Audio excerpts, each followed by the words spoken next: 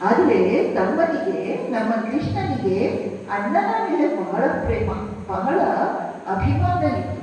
ಬೃಂದಾವನದಲ್ಲಿ ಯಾರಾದರೂ ಇವನನ್ನು ಗೋಳು ಕೊಯ್ದುಕೊಂಡ್ರೆ ಇವನು ಹೇಳ್ತಾ ಇದ್ದಂತೆ, ನನ್ನ ಅಣ್ಣ ಯಾರು ಗೊತ್ತಾ, ನನ್ನ ಅಣ್ಣ ಯಾರು ಗೊತ್ತಾ ಅಂದ್ರೆ ನನ್ನ ಅಣ್ಣ ಬಲರಾಮ, ಬಲಭದ್ರ, ಅತ್ಯಂತ ಬಲಿಷ್ಠ, ನಿಮ್ಮನ್ನು ಒಂದು ಕೈ ನೋಡ್ಕೊಳ್ತಾನೆ ಜೋಕಿ ಅಂತ ಹೇಳಲಿಕ್ಕೆ.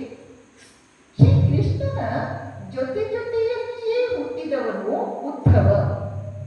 ಉದ್ಧವ ಬೇರೆ ಯಾರೂ ಅಲ್ಲ, ವಸುದೇವನ ತಮ್ಮನ ಮಗ.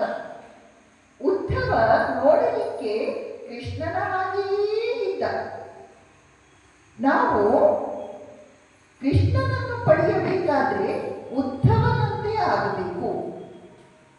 ನಾವೆಲ್ಲ ತೀರಿಕೊಳ್ಳುವಾಗ ಶ್ರೀಕೃಷ್ಣನ ಸ್ಮರಣೆಯನ್ನು ಮಾಡಲಿಕ್ಕೆ ಇಷ್ಟಪಡ್ತೇವೆ.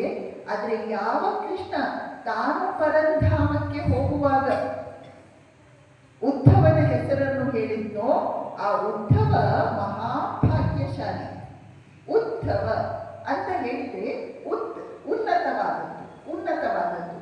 ಧವ ಅಂತ ಹೇಳಿದ್ರೆ ವರಿಸುವುದು, ಉನ್ನತವಾದುದನ್ನು ವರಿಸುವುದು, ಉನ್ನತವಾದುದನ್ನು ಹಿಡಿದುಕೊಂಡವನು, ಭಗವಂತನನ್ನೇ ಹಿಡಿದುಕೊಂಡವನು ಉದ್ಧವ.